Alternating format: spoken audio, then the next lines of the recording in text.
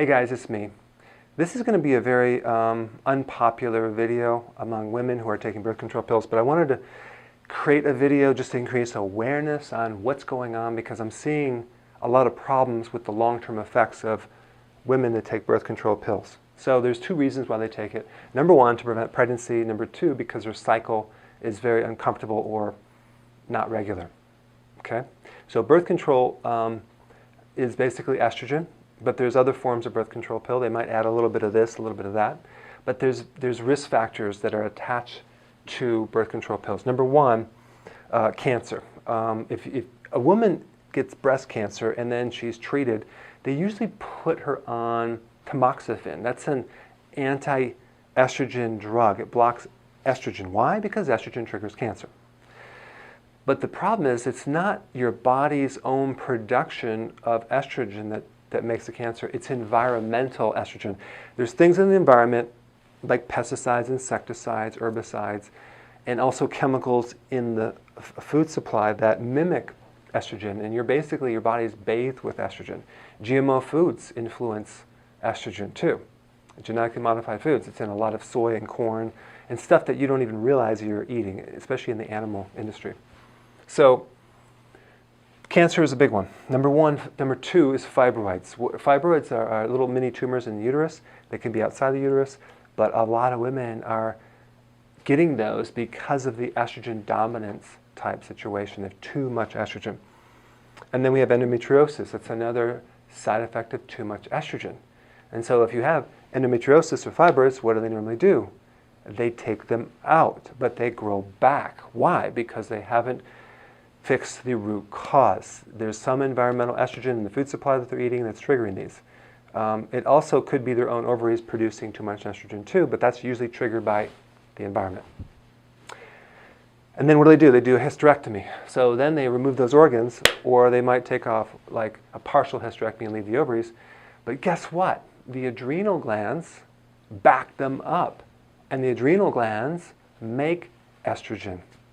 So we go from one problem to the next, like you get an overactive adrenal gland, which causes belly fat. That's why women that get hysterectomies start getting more weight gain in the midsection. So then we have low thyroid, because when you increase estrogen, you decrease the thyroid hormone. And that's really what's underneath a lot of thyroid conditions, because they usually get a thyroid problem after pregnancy, because of the spike in estrogen.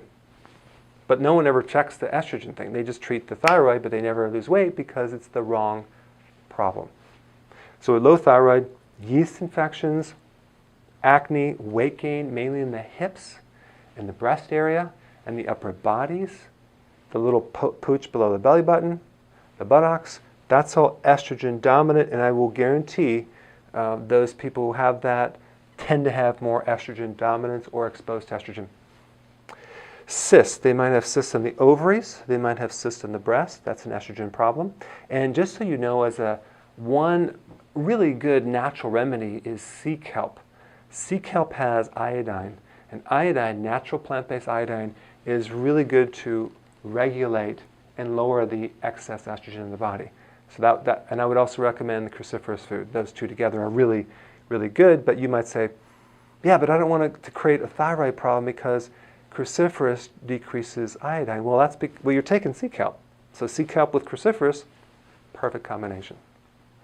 All right, so now what are some alternatives if you want to avoid getting pregnant, right? Condoms, both for females and males, diaphragm, and the Lady Q stick. I don't know if you've ever heard of that. You can get them online. They're little like microscopes that you can put your saliva on one side and look up to the light. And if you're ovulating, that means that you're very fertile. There's like a 4-day window at day 15 or mid-cycle where you're the most chance for getting pregnant. And you'll see a kind of an image of a fern, because the hormones kind of cause this appearance in your saliva, which is interesting. I don't know why, but it does. Or if you're not ovulating, there'll be little specks. So you can kind of have a little guideline. So if you did this and this, I think you'd be pretty protected. But I'm just kind of talking about, you just need to make up your own mind if it's worth it, and the risk factors. If you absolutely have to take estrogen, then make sure you're doing cruciferous to kind of prevent certain types of cancers, and organic iodine from the plant-based sea kelp just to help regulate that, because at least that'll give you some protection against the estrogen dominant. And don't ever take it for as long as a lot of people. Like you should probably 7 years is the max. So those are some alternatives that you can do. But I want to just kind of bring up your awareness. And if the ovary itself is creating heavy periods, excessive bleeding, PMS, and that's why you're taking this, I'm going to create some videos on some really great solutions that you can do naturally upcoming in the next couple of weeks. So stay tuned on that. But at least I wanted to give you awareness on this problem with this. It is a problem, and it doesn't usually happen right away, but it's over a few years.